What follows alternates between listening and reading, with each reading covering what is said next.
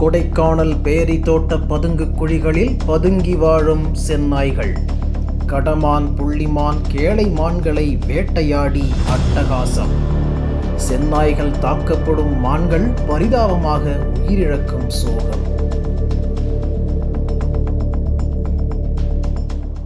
கொடைக்கானலில் கடந்த சில நாட்களாக செண்பகனூர் வனப்பகுதியில் இருந்து வெளியேறிய செந்நாய் கூட்டம் அங்குள்ள பேரி தோட்ட பதுங்கு குழிகளில் பதுங்கி வாழ்கிறது. பகல் நேரங்களில் பதுங்கு குழிகளில் பதுங்கிக் கொள்கிறது. இரவில் கூட்டம் கூட்டமாக கிளம்பும் செந்நாய்கள் வன விலங்குகளை வேட்டையாடுகிறது. சில நேரம் உணவு தேடி ஊருக்குள் செந்நாய்கள் புகுந்து விடிய விடிய ஊளையிடுகின்றன. ஊளை சத்தம் கேட்டு நடுராத்திரி கண்விழிக்கும் மக்கள் செந்நாய்கள் கூட்டமாக திரிவதை பார்த்து நடுங்குகின்றனர். உடனே வீட்டின் கதவுகளை மூடி முடங்கி விடுகின்றனர். விடிந்து நீண்ட நேரம் கழித்து பார்த்தாலும் ஆங்காங்கே செந்நாய்கள் திரிவதைக் கண்டு அச்சமடைகின்றனர்.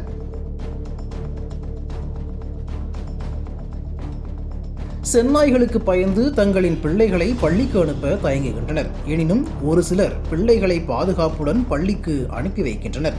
சம்பவத்தன்று சாம்பார்மான் ஒன்றை செந்நாய் கூட்டம் வேட்டையாடி கடித்து குதறியது. இதனால் சாம்பார்மான் ஸ்பாட்டிலேயே பலியானது. தொடர்ந்து செண்பகனூர் வெள்ளப்பாறை என்ற பகுதியில் பெண் கடமான் ஒன்று செந்நாய் கூட்டம் தாக்கி படுகாயங்களுடன் மயங்கிய நிலையில் கிடந்தது. ஸ்பாட்டுக்கு விரைந்த வனவர் மதியழகன் தலைமையிலான வனத்துறையினர் கடமானை மீட்டு காட்டுக்குள் விரட்டினர். வனவர் மதியழகன் கூறுகையில், செந்நாய் கூட்டம் தாக்கியதால் பெண் கடமான் காயமடைந்துள்ளது. மானை மீட்டு வனப்பகுதிக்குள் பாதுகாப்பாக விரட்டப்பட்டது. செந்நாய் நடமாட்டம் குறித்து கண்காணித்து வருகின்றோம் என்றார்.